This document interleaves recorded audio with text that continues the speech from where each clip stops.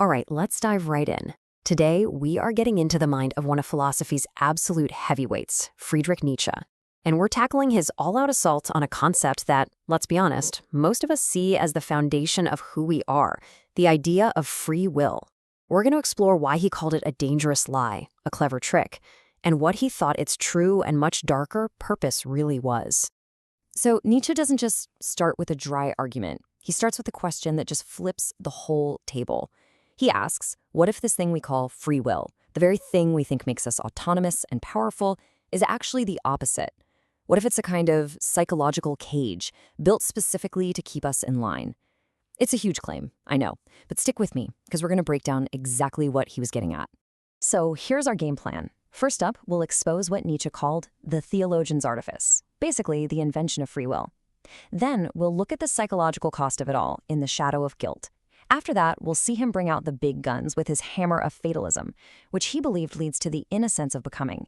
And finally, we'll see what it actually means to live beyond the shadow.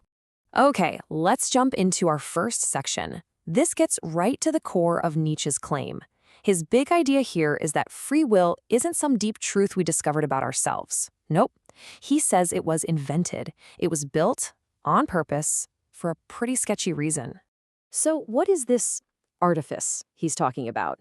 Well, for Nietzsche, it's this whole concept designed for one main reason: to make us feel responsible.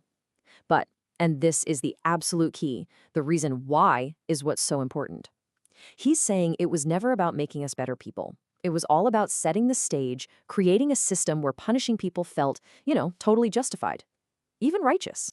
And the ultimate goal, the end game, it's simple: power.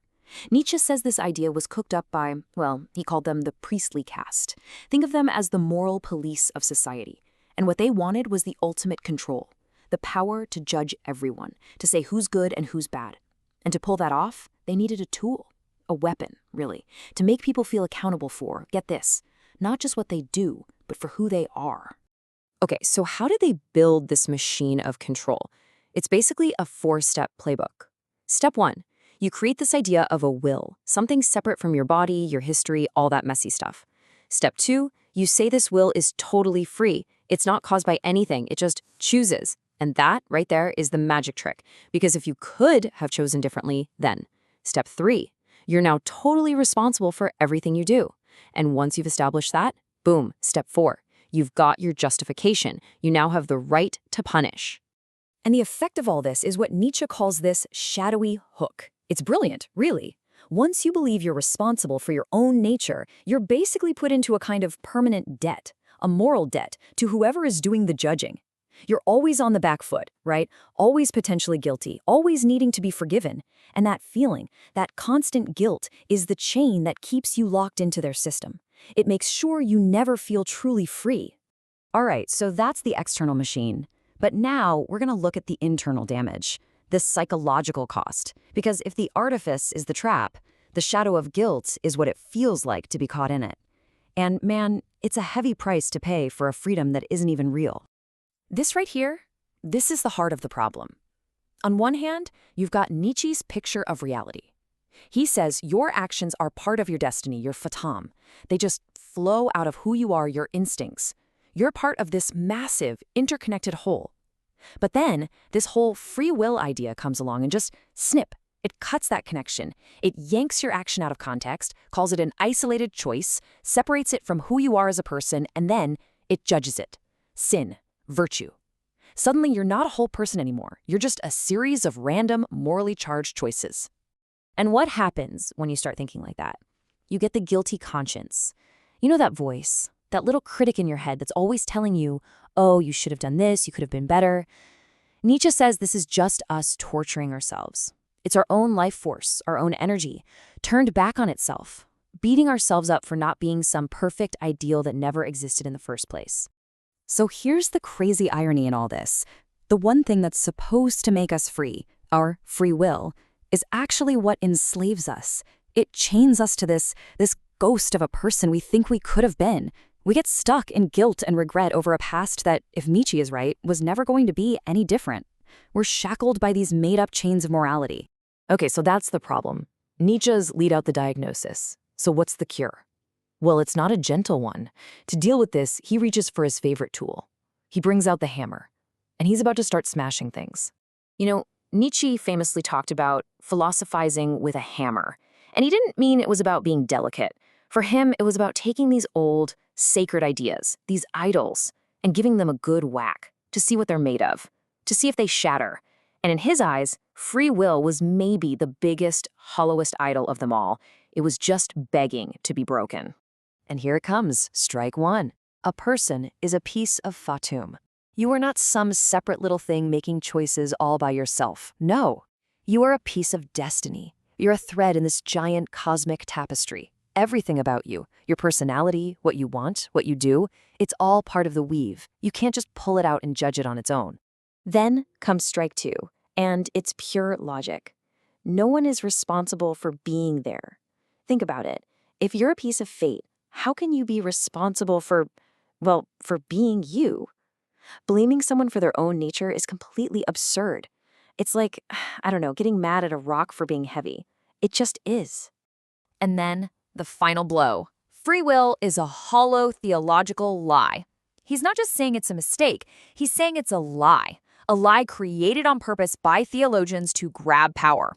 And with those 3 hits of the hammer, he's trying to bring the whole rotten structure crashing down to make room for something completely new. So, what's left after all that smashing? Just a pile of rubble? No. This is where Nietzsche's thinking pivots. It's not just about tearing things down. It's about what you can build afterwards. And what he wants to build, or rather restore, is something he calls the innocence of becoming. The innocence of becoming. What does that even mean? Well, it means you stop seeing life as some big moral exam with a pass or fail at the end. Instead, you see it as just a process, a natural unfolding. It's life without that constant shadow of judgment hanging over you, with all that baggage of sin and guilt. It's about finally, radically accepting reality for what it is. It's the freedom to just be, you know? And the highest point of this way of thinking? Nietzsche has a great name for it. The Great Noontide. Just picture it. High noon, sun directly overhead, and your shadow is the smallest it can possibly be. That's the moment of pure clarity. It's when you fully get it. You are a necessary part of everything. You couldn't be any other way. And that's not something to be sad about. It's an amazing, powerful truth. So, really, what this all comes down to is a massive shift in how you see yourself. You stop comparing yourself to some imaginary, perfect version of you that you think you failed to become. Instead, you just affirm yourself as you are, right now. You see yourself for what you are, a force of nature. Flaws, strengths, instincts, the whole package. Okay, let's bring this all home. In our last section, we're going to see where all this leads. After you smash the idols and find that innocence again, you get to this place of real, deep freedom. And Nietzsche had a perfect name for it, amor fati. And look at this transformation. It's a total flip. In the old world, the free will world, you're basically a defendant, an object waiting to be judged, always accountable to someone else. But after you change the rules of the game, after this revaluation, you become the subject. You're the creator. You become the master of your fate, not by controlling it, but by finally stop trying to fight it. And that's amor fati. It literally means love of fate. And listen, this isn't about just gritting your teeth and accepting your lot in life. No way. It's an active, joyful love for everything, the good, the bad, all of it. It's when you get to a place where the thing you have to do is the exact same thing you deeply want to do. For Nietzsche, that is real freedom. So we're going to leave it here with the big question that Nietzsche basically throws at our feet, the one that kind of hangs in the air after all the dust settles.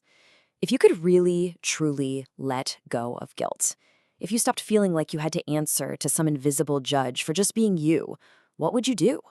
What becomes possible when you stop seeing yourself as a criminal waiting for a sentence and start seeing yourself as a creator?